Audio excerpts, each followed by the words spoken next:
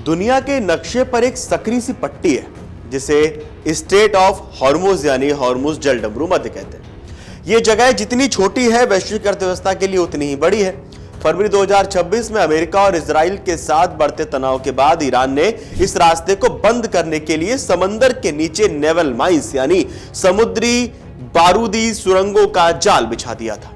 लेकिन आज हालात यह है कि ईरान खुद अपने ही बुने हुए जाल में फंस गया है। आइए समझते हैं कि आखिर यह अदृश्य खतरा कैसे दुनिया के तेल और ईरान के अपने सुकून के लिए सिरदर्द बन गया है। फायर एंड फॉरगेट, एक खतरनाक लापरवाही। ईरान ने जब ये सुरंगें बिछाई तो उसका मकसद जहाजों की आवाजाही रोककर दुनिया पर दबाव बनाना था, लेकिन जोश जोश में एक बड़ी गलती हो गई, मैपिंग की कमी। रिपोर्ट्स बताती हैं कि ईरान ने ये माइंस बेहद हड़बड़ी और अव्यवस्थित ढंग से बिछाई हैं। नियम यह कहता है कि जब आप सुरंग बिछाते हैं तो उसकी सटीक लोकेशन दर्ज करनी होती है ताकि बाद में उन्हें हटाया जा सके। मगर ईरान के पास अब इसका कोई सटीक रिकॉर्ड नहीं है कि कौन सा बम लहरों के नीचे कहां पे छिपा हुआ है। अब स्थिति यह है कि ईरान को खुद नहीं पता कि उसके शिकारी कहां बैठे हैं। बिना आधुनिक माइन स्वीपर जहाजों और हाई एंड डिटेक्शन सिस्टम के ईरान इन माइंस को हटाने में पूरी तरह लाचार है।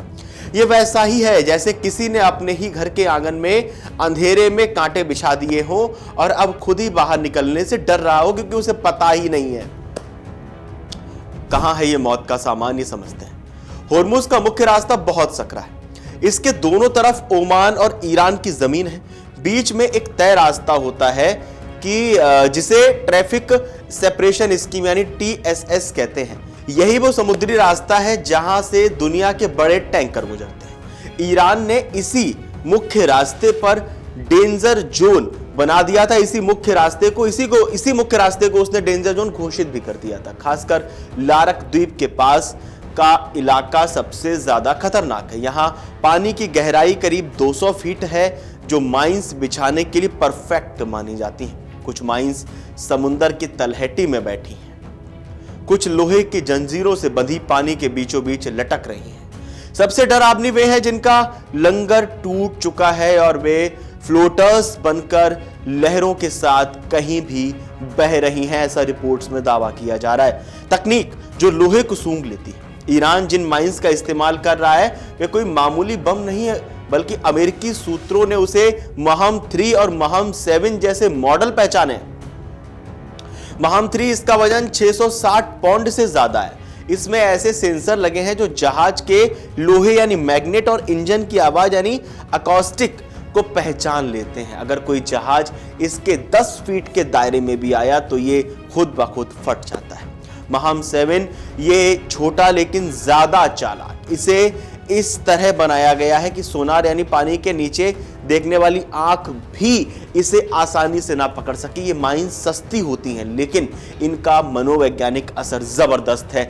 एक भी धमाका हुआ कि दुनिया भर की बीमा कंपनियां जहाजों का प्रीमियम आसमान पर पहुंचा देती हैं। दुनिया की रंगों में दौड़ता तेल थम गया। होर्मुज से दुनिया का लगभग 20% कच्चा तेल और गैस गुजरती है।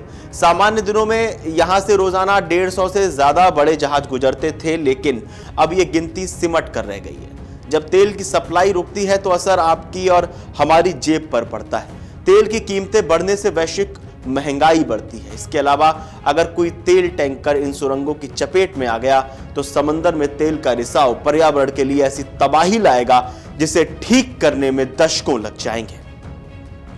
अब आप भी सोच रहे होंगे कि आखिर इसका समाधान क्या है। सवाल यही है कि ये सुरंगें कैसे हटेंगी। ब्रिटेन और उसके सहयोगी देश अपने अत्याधुनिक माइन स्वीपर जहाज भेजने की तैयारी भी कर रहे हैं, ऐसा रिपोर्ट्स में दावा किया जा रहा है। लेकिन यह काम सुई ढूंढने जैसा है। एक संदिग्ध इलाके को स्कैन करना होगा, अंडर वाटर ड्रोन का इस्तेमाल करना होगा, हर माइन को सावधानी से डिफ्यूज करना होगा।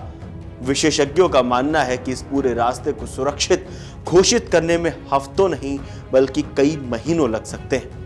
ईरान ने दुनिया को डराने के लिए जो शतरंज बिछाई थी उसमें अब वो खुद भी चेकमेट की स्थिति में है। उसने वैकल्पिक रास्ते तो दिए हैं लेकिन उन पर किसी को भरोसा नहीं है।